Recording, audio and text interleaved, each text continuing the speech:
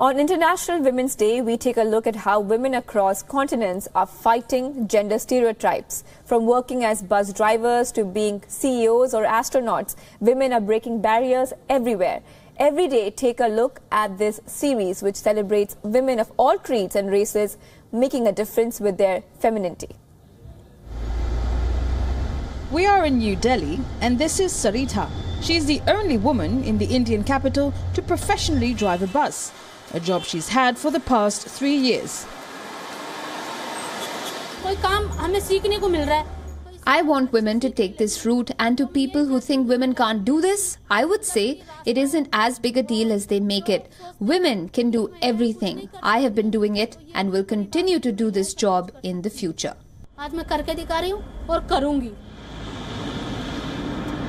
Less than 2% of Tokyo taxi drivers are female. Kano Ato is one of them.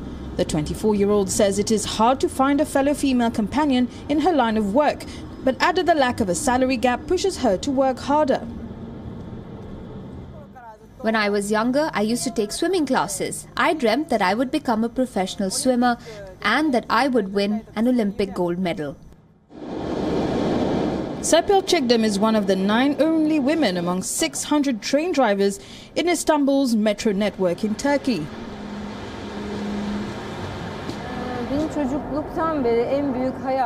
Since my childhood, my biggest dream was to work in a uniform. I already liked unusual jobs. For example, I wanted to be a policeman. I knew in any case that I would work with a uniform.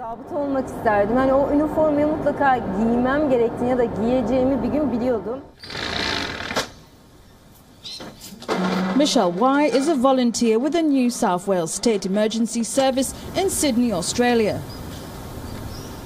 I actually wanted to be an air hostess, but I've always loved volunteering since I was young. It's in my nature. So when I heard about the SES, I thought what better way to help my community as well as learn outdoor and survival skills at the same time.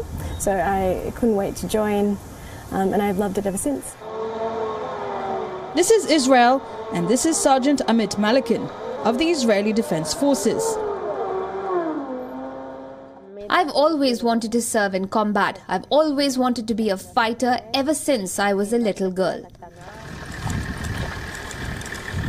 36-year-old Captain Sandra Hernandez is the only female combat helicopter pilot in the El Salvador contingent of the United Nations Multidimensional Integrated Stabilization Mission in Timbuktu, Mali.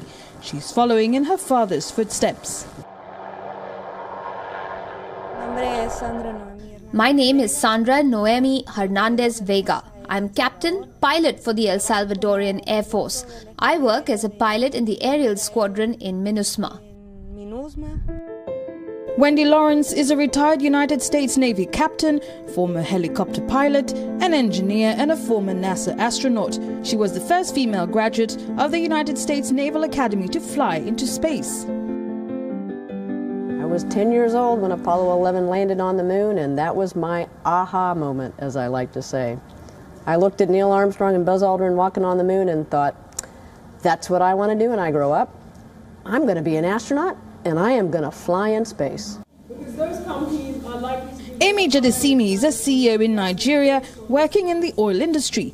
But that was not her first choice. She studied medicine and worked in a major investment bank in London before taking over her father's oil services company in Nigeria in 2004. At 42, she's one of the brightest business women in Nigeria and one of the few to run a business in a very masculine sector, the black gold sector. She currently employs more than 1,000 Nigerian employees. Specifically, I wanted to be in a job that created something, and I'm now in a job that creates infrastructure, facilities, and jobs, so it's great. Every time she covers an event, video journalist Shazia Bhatti faces the threat of being harassed by men in socially conservative Pakistan. Highlight the issues of the people. Since my childhood, I wanted to do something that would highlight the issues of the people living here. That's why I chose to become a video journalist. Amid the buzz over the movie Black Panther, production designer Hannah Beachler is in high demand in Hollywood after she created the Afro-futuristic world of Wakanda. She has also worked on last year's Oscar-winning Moonlight and several music videos for Beyoncé's album Lemonade.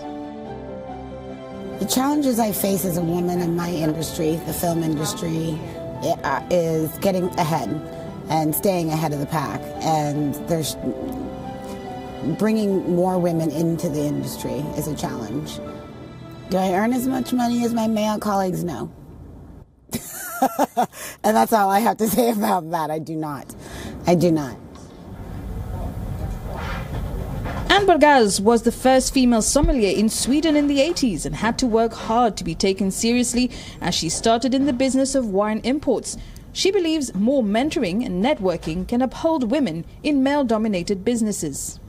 As a child, as many of my little friends, I think our teacher, our class teacher, was our role model, our star. So I think most of us wanted to be teachers when we were small.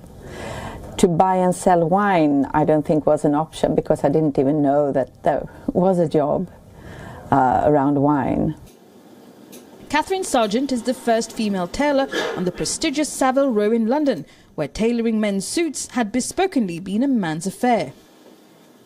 You know, Savile Row collectively are employing, you know, both sexes now and in all sorts of different roles, and it's great to see. But I think, you know, it's something that we do have to address and keep evolving for the future. And again, it comes with the vision of the business and the clients of the future and who they would like to see in those businesses. Carolina Rodriguez is a professional Chilean boxer who became world bantamweight champion in 2013. She recently took up her training again after an absence due to the birth of her daughter. When I was a young girl, I never dreamed of becoming something. And then this opportunity came up. I had never thought about it before, never hoped for it. And here I am, a world champion and totally dedicated to sport. Shana Power, South Africa's first female amateur mixed martial arts champion, has been defying gender stereotypes in the world of combat sports for 5 years. As a child, when I was growing up, I was very athletic and I've always been sporty, so I understood that the mind was as important as the body. So growing up, I always wanted to be a sports psychologist because I realized if you could unlock the mind and build the mind, the body would be an unstoppable force. Bureau Report, WION. Well, that's all we have for now. Wishing all WION viewers a very happy International Women's Day.